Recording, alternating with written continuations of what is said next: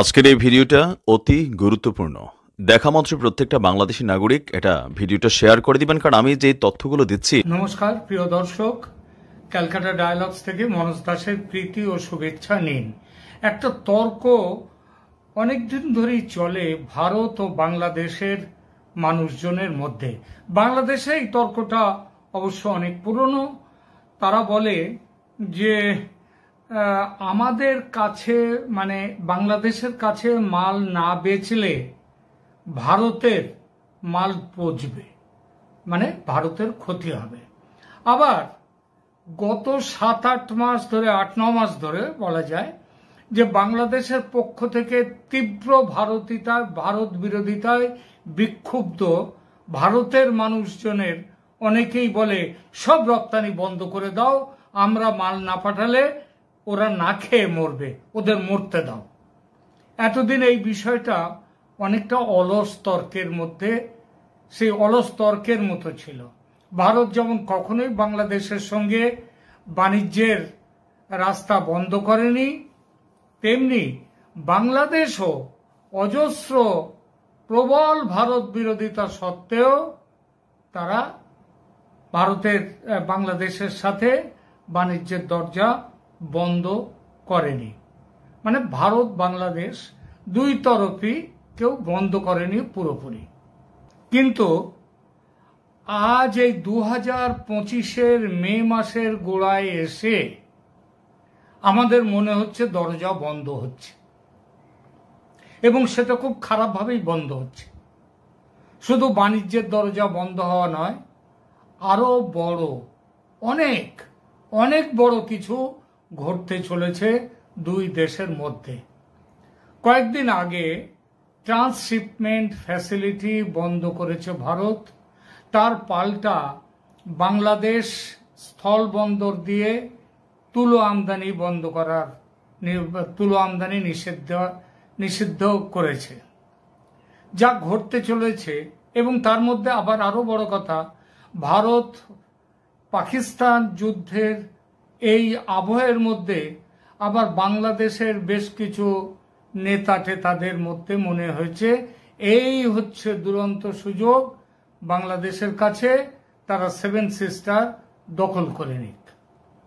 তো এই সব মিলিয়ে আমরা ওই আলোচনাটা যাচ্ছি না, শুধু বলবো এই সব কিছু মিলিয়ে এমন একটা পরিস্থিতি তৈরি হয়েছে, তাতে বাণিজ্য সম্পর্ক বন্ধ হওয়াটা খুব সাধারণ ব্যাপার। আর এই জন্যই পূর্ণ তর্কটা আবার মাথা ছাড়া দিচ্ছে যে ভারতের মাল পচবে না বাংলাদেশের লোক না খেয়ে মরবে, কোনটা কি রকম। আমরা ওই বিষয়টা নিয়ে একটু আলোচনায় যাচ্ছি। নিশ্চিতভাবেই দুই তরফের কথায় কিছুটা করে সত্যতা আছে, মানে আংশিক সত্যতা। কারো দাবি বেশি সত্যি, একটু বেশি সত্যি, আবার কারো দাবি অনেকটা কম সত্যি। আজকের আলোচনা এই বিষয়টি নিয়ে, এবং আলোচনার মাধ্যমে দেখতে চাওয়া যে দু দেশের সম্পর্কের তিক্ততায়, বা বলা ভালো এই শত্রুতার আবহে দুই রাষ্ট্রের মধ্যে আমদানি রপ্তানি বন্ধ হয়ে গেলে কার ক্ষতি হবে, কি রকম ক্ষতি। সবার আগে ছোট্ট করে দেখে নেওয়া যাক দু দেশের বাণিজ্যে একে অপরের উপরে নির্ভরতা কতটা। ভারত সারা পৃথিবীতে যত রপ্তানি করে তার 1.67% অর্থমূল্যের রপ্তানি করে বাংলাদেশে। মানে অন্যদিকে বাংলাদেশ তার মোট রপ্তানির 12% করে ভারতে। বিষয়টা একটু সহজ করে বুঝিয়ে দিই। ধরা যাক ভারত মোট 100 টাকার জিনিস রপ্তানি করে সারা পৃথিবীতে, তার মধ্যে বাংলাদেশে হচ্ছে তাদের কত রপ্তানি, 1.67 টাকা। অন্যদিকে বাংলাদেশ সারা পৃথিবীতে যদি 100 টাকার রপ্তানি করে, তার কত টাকার মাল যায় ভারতে, 12 টাকার মাল। তা এইবার বলুন, ভারতের মতো বিশাল অর্থনীতির দেশে যদি 1.67 টাকা কম পেলে তার লোকসান, মানে সে মরে যাবে, না বাংলাদেশের মতো ছোট অর্থনীতির দেশে 100 টাকার মধ্যে 12 টাকা যদি না পায় তাহলে তাদের কি অবস্থা হবে? অর্থাৎ ভারতের সঙ্গে বাণিজ্য বন্ধ হলে ক্ষতি অনেক বেশি বাংলাদেশের। ভারতের মতো বড় অর্থনীতির দেশে বাংলাদেশের সঙ্গে 1 টাকা 67 পয়সার রপ্তানি বাণিজ্য বন্ধ হলে সেটা ভারতের গায়ে বড় জোর ছোট্ট একটা মশার কামড়ের মতো। কিন্তু বাংলাদেশের মতো ছোট অর্থনীতির দেশে এই 100 টাকার মধ্যে 12 টাকা বন্ধ হলে, 12 টাকার বাণিজ্য বন্ধ হলে তার কামড় কিন্তু অনেক যন্ত্রণা দেবে, অনেক বেশি যন্ত্রণা। এরপর আসি ভারত থেকে বাংলাদেশে যেসব প্রধান সামগ্রীগুলো আমদানি করে ভারত থেকে বাংলাদেশে, সেই বিষয়টা নিয়ে। পোশাক শিল্পের কাঁচামাল হিসেবে তুলো, ওষুধ, যন্ত্রাংশ, গাড়ির পার্টস, গাড়ি, খনিজ তেল, ভোজ্য তেল এবং বিপুল পরিমাণে খাদ্যশস্য ও খাদ্যদ্রব্য রপ্তানি হয় ভারত থেকে বাংলাদেশে। খাদ্যদ্রব্যর মধ্যে কথাটাই আসি, কারণ সাধারণ মানুষের জীবন ধারণের সঙ্গে এর একেবারে নিত্যদিনের সম্পর্ক অবশ্য তুলোতেও, সবকিছুতেই, ওষুধেও। তবু আগে এইটা নিয়েই বলি। সেটা হচ্ছে এই রপ্তানির মূল্য, ওই যে বললাম ভারতের মোট রপ্তানির মাত্র 1.67%। এটা চলে গেলে ভারত মরে যাবে না, কিংবা ভারত এই জিনিসগুলো অন্য দেশে বিক্রি করতে পারবে না এমন নয়, এবং তার ফলে পচে যাওয়ার সম্ভাবনাও কম ভারতের। ভারত এইসব জিনিস না পাঠালে পক্ষান্তরে বাংলাদেশের কি হবে? পৃথিবীর অন্য দেশ থেকে কিনতে হবে, তাই না? তাতে দাম বাড়বে, কারণ ভারতের সাথে, ভারত হচ্ছে গায়ের ওপর স্থলবন্দর দিয়ে চলে আসে। আর স্থলবন্দরে আর কোন কোন দেশ আছে ভারতের সঙ্গে? এক আছে নেপাল, আছে নেপাল কিছুটা আছে, আর তো কেউ নেই। আর ওদিকে মায়ানমার একটু আছে, এই তো। তো এর মধ্যে মায়ানমারের যা অবস্থা, তাতে বাংলাদেশের সাথে যেখানে তাদের সংযুক্তিটা, মানে কাছাকাছি সীমান্তটা যেখানে, সেখানে আবার রাখাইন প্রদেশ, আরাকান আর্মি, তারা আবার মায়ানমারের সঙ্গে নয়। তো এই যেটা হচ্ছে বাংলাদেশের ভারত থেকে, তো তাহলে এটা হচ্ছে, তাহলে যেটা দামটা বেড়ে যাবে ভারতের এই বাংলাদেশের সেই দ্রব্যগুলির, আচ্ছা সেটা কি সাধারণ মানুষকে স্বস্তি দেবে যদি এই যা হয়? বাংলাদেশের ভারত থেকে বড় আমদানির মধ্যে আছে তুলো, যেটা না হলে বাংলাদেশের শিল্পের মেরুদণ্ড একদম বরবাদ, পোশাক শিল্প বরবাদ। আপাতত বাংলা সরকার স্থল বন্দর দিয়ে তুলো আমদানি করার ব্যাপারে নিষেধাজ্ঞা জারি করেছে। বোঝাই যাচ্ছে এটা ট্রান্সশিপমেন্ট বন্ধ করার ফলে ভারতের এই আদেশ স্পষ্টত ভারতকে উদ্দেশ্য করেই তোলা, কারণ ভারত থেকেই একমাত্র স্থলপথে বাংলাদেশে যায় তুলো। সুতরাং এটা ভারতের জন্যই করা। তাহলে দাঁড়ালো কি? এখনো পর্যন্ত ভারত কিন্তু পাল্টা নিষেধাজ্ঞা কিচ্ছু দেয়নি, কোনো খাদ্যশস্যের ব্যাপারেও দেয়নি। জলপথে কেবল একটা জিনিস ছিল, ভারত বাংলাদেশে যে চাল রপ্তানি, সেটা বাংলাদেশে মাঝখানে বন্ধ করেছিল, ভারত করেনি। জলপথে তুলো নিয়ে যেতে গেলে খরচ বাড়বে, তাহলে তুলো আসার একমাত্র দেশ তাহলে কি হলো? চীন।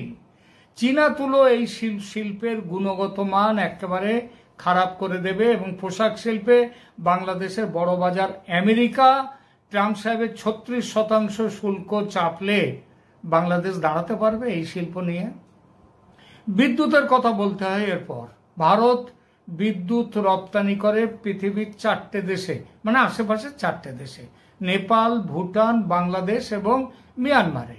মোট যত বিদ্যুৎ রপ্তানি করে ভারত, তার প্রায় 25% বিদ্যুৎ যায় বাংলাদেশে। এটা বন্ধ করলে কি অবস্থা হবে বাংলাদেশের? প্রতিদিন যে হাই স্পিড ডিজেল ভারত পাঠায়, সেটা ওদের বিদ্যুৎ কেন্দ্রগুলো চালাতে গেলেও সেগুলোর কাজে লাগে। ত্রিপুরা থেকে যায় হাই স্পিড ডিজেল প্রতিদিন। তো এটাও যদি ভারত না পাঠায়, তাহলে বাংলাদেশ কোথায় দাঁড়াবে বিদ্যুৎ ব্যবস্থা? আসি বাংলাদেশে অন্য যেসব দ্রব্য পাঠায় ভারত, তাদের বিষয়ে। ভারত আর কি পাঠায়? পাট ও পাটজাত দ্রব্য, চামড়ার জিনিস, সিরামিক ও পটারিজ, সেলাই না করা স্যুট ইত্যাদি। এর কোনোটাই অত্যাবশ্যক পণ্য নয়। এগুলো বাংলাদেশ থেকে ভারত নেয় ট্রেড ডেফিসিট কম করার জন্য ট্রেড ডেফিসিট। তো বাংলাদেশের সুবিধা যাতে হয় তার জন্যে একাধিক বাংলাদেশি বন্ধুর সঙ্গে আলোচনায় এই প্রসঙ্গটি উঠলে তারা এক বাক্যে জানিয়েছেন, সকালে ঘুম থেকে উঠে দাঁত মাজার টুথপেস্ট থেকে শুরু করে রাতে বিছানায় শুতে যাওয়া পর্যন্ত যত জিনিস দরকার হয় বাংলাদেশের মানুষ ব্যবহার করে তার বেশিরভাগটাই ভারতে তৈরি। তাহলে কেন ভারতীয় পণ্য বয়কট করুন বলে এত চিৎকার বাংলাদেশে? জুলাই বিপ্লবের সময় ভারতীয় পণ্য বয়কট করুন বলে যে বিপ্লব দেখেছি সেটা বাস্তবে আদৌ সম্ভব নয়। সেই বিপ্লবীরা তারা নিজেরাই যদি একবার দেখেন তাহলে বুঝবেন যে ভারতের কটা জিনিস তারা ব্যবহার করছেন। এটা আদৌ সম্ভব নয় এইভাবে ভারতকে বয়কট করা বাংলাদেশের পক্ষে। বাংলাদেশকে বয়কট করলে, বাংলাদেশের বাণিজ্য বয়কট করলে ভারতের কিচ্ছু যায় আসে না। স্পষ্ট করে বলে দিচ্ছি, কিচ্ছু যায় আসে না। লোকে আপনারা হিসাব করেও দেখবেন ভারতের গায়ে ওই মশার কামড়ের মতো বড় জোর একটু, কিন্তু ভারত বন্ধ করলে একবারে গোখরো সাপের কামড়ের মতো হবে। রাজনীতি তো অত দেখে শুনে আমি জিজ্ঞেস করলাম বন্ধুদের যে বাংলাদেশের, যে তাহলে কেন এত বাংলাদেশের ভারতের পণ্য বর্জন করুন বলে এত চিৎকার, এত স্লোগান? তখন বললো যে রাজনীতি তো অত সোজা রাস্তায় চলে না, আর দেখে শুনে হিসেব করে চলে না, তাই ওই সব বলা শুধু নিজেদের রাজনীতিটাকে দেখার জন্য। যেদিন সত্যি ভারত থেকে সবকিছু রপ্তানি বন্ধ হবে সেদিন বাংলাদেশ বুঝবে আত্মহত্যা বস্তুটা আসলে কি, এবং আত্মহত্যা করলে, আত্মহত্যার পরে মানুষ নিজেকে মেরে ফেললে তখন তা বোঝার কোনো অবকাশ থাকে না, বুঝতে তো সে পারে না। কিন্তু এটা তখন জানবে দেশের মানুষ যারা বেঁচে থাকবে, তারা জানবে কত বড় সর্বনাশ হয়েছে ভারতের সাথে সম্পর্ক খারাপ করে, ভারতের সাথে বাণিজ্য বন্ধ করে। আপাতত এখানেই রাখছি। এখনো যারা শুভবুদ্ধি সম্পন্ন বাংলাদেশের মানুষ তারা এর বিরুদ্ধে গর্জে উঠুন। আর ওই যে পাকিস্তানের সঙ্গে মিশে 7 রাজ্য দখলের, ভারতের 7 রাজ্য দখলের যে পরিকল্পনা, যেসব কি বলবো, তাদের মাথা মোটা বলবো না পাগল বলবো সেটা আপনারাই ঠিক করে নিন কি বলবেন। হ্যাঁ, আপাতত এখানেই রাখছি। ভালো থাকবেন।